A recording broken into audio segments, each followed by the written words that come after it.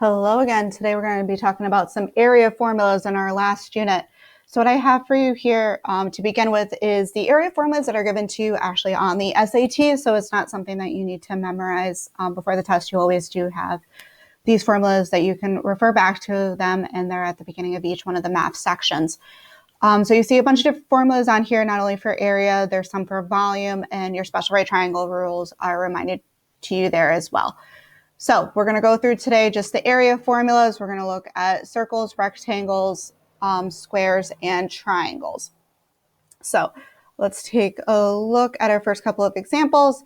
Calculate the area of each of the following. So our first shape is a circle. So let's go ahead. Area of a circle. If we need to refer back, we can, but it's pi r squared. R refers to the length of the radius. So if we didn't know that already, the R is the radius, and the radius is from the center of the circle out into its edge. So for here, our R is equal to 5. So area then would be equal to pi times 5 squared. And let's take a look here. 5 squared, order of operations, right? We got to do the exponents first. So 5 squared is going to give us 25. So we have two ways of answering the question here. We can write our answer in terms of pi, in which case we have 25 pi inches squared. Areas are always written in square units. Or if we wanted to round to a specific place value, well, then we can multiply our answer by pi. Pi, we need to go to our second button, and then it's the up arrow to get to our pi symbol. You can always use 3.14 as a decimal approximation. And there we get about 78.5. So area is about 78.5, again, square inches squared. All right, let's take a look down at our next example. Here we look like we have a rectangle. Area of a rectangle is length times width, or base times height, however you might have learned that. Our height here is going to be 3, which means that my length is going to be 9. So if I use my formula here, area is equal to, I'm just going to multiply 9 by 3. So 9 times 3 is 27. No worries about pi here, right? There's no pi when it comes to rectangles. It's only has to do with circles. So here our area would be 27, again, square centimeters. Don't square anything. You just need to put the unit in there. The next example, we're looking at a square here. All the sides are the same. The angles are all 90 degrees.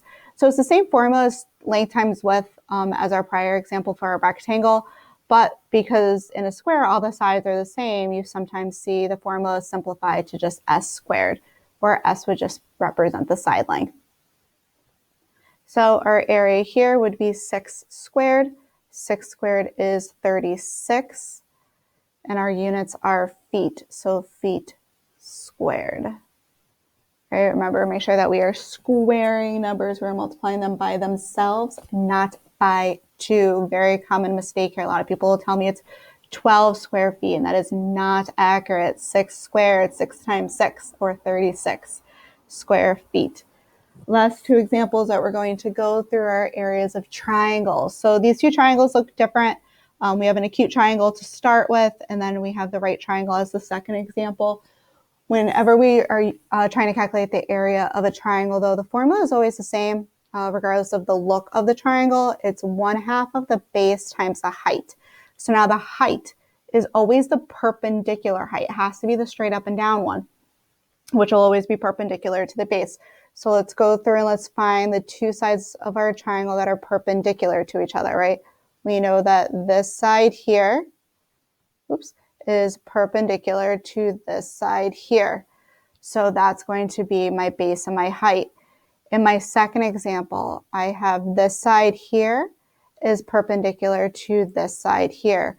So again, those are going to be the two sides that are the base and the height. So you might want to just go through like I did, take a look at a highlighter, and just figure out which two sides are the perpendicular ones, and those will be the two that you will use for the base and the height. So in our first example here, area is equal to 1/2. Our base is 10. Our height is 8. we multiply that together, half of 10 is 5, 5 times 8 is 40. So this would be 40 centimeters squared. You can also just plug that straight into the calculator and get the answer. And the second example, again, area is 1/2 the base times the height. So our base here is going to be the 9. The height is going to be the 8.5. So let's go ahead and turn to the calculator for a little assist on this one. If we need, let's see, 0.5 times 9 times 8.5 equals 38.25. So the area is going to be 38.25. Again, our units, we're looking at square inches here. So inches squared. All right, so that's all the area formulas that we're going to be covering for right now. We have our circular, rectangular, squares, our triangles. All of our area formulas are written up here with a reminder also of our Pythagorean theorem. That's not an area formula or Pythagorean theorem, so I might give you some tricky questions later on when I give you two sides and you need to figure out the third one first. All right, thank you again for watching.